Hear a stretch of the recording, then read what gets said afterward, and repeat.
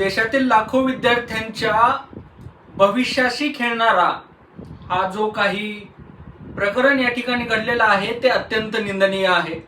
खरं तर देशभरातील विविध केंद्रांवरती 23 लाख विद्यार्थी नीट सारख्या स्पर्धा परीक्षेची तयारी करत असतात आणि या परीक्षेची तयारी करत असताना फक्त ते विद्यार्थीच दिवस रात्र मेहनत घेत नसतात, त्यांच्या सोबतच त्यांचे पालक, त्यांचे शिक्षक आणि त्यांच्या जडणघडणीवरती किंवा त्यांच्या स्वप्नांवरती विश्वास ठेवणाऱ्या समाजातील प्रत्येक घटकाचा त्या विद्यार्थ्यांवरती विश्वास असतो। त्यांची स्वप्न त्यांच्याशी जोडली गेलेली असतात, परंतु अशा घटना जेव्हा घडल्या जातात तेव्हा ती प्रत्येक स्वप्न चकनाचूर होऊन जातात आणि यानंतर उरतो तो फक्त चुराडा।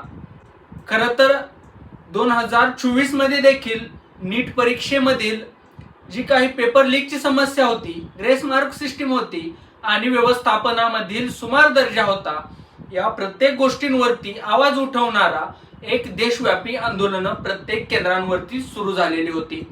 खरं तर 23 लाख विद्यार्थ्यांच्या अभ्यासाचा, त्यांच्या वेळेचा, परिश्रमाचा, आई वडिलांच्या स्वप्नाचा, त्यांनी त्यांच्यावरती इन्व्हेस्ट केलेल्या पैशांचा सरकारने फक्त समित्या स्थापन करून उपयोग नाही।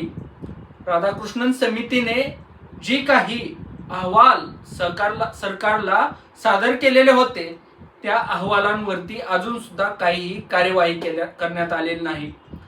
अजून सुद्धा सरकारने फक्त समित्या नोंदवून स्वतःचे हात झटकणे हा पर्याय नाही हे समजून घेतलं पाहिजे आणि सरकारने केवळ समित्याच न नेमता विद्यार्थ्यांना न्याय देण्याकरिता दोषींवरती कठोरात कठोर कारवाई करून या परीक्षेसंदर्भात योग्य ती पारदर्शकता निर्माण करण्याचा प्रयत्न केला गेला पाहिजे। आपण वर्षभर अभ्यास केलेली परीक्षा, तिचा पेपर काही समाजकंटकांद्वारे लीक केला जातो आणि त्यांच्या स्वप्नांचा चुराडा होतो आणि म्हणून अशा कृत्यांचा निषेध करणं हेच समाजाचं काम नाही, तर अशा घटनांच्या विरोधात आवाज उठवून शासनाला जाब विचारणं आणि सर्वच संस्थांमध्ये आणि प्रत्येक ठिकाणी पारदर्शकता आणणं ही काळाची गरज आहे।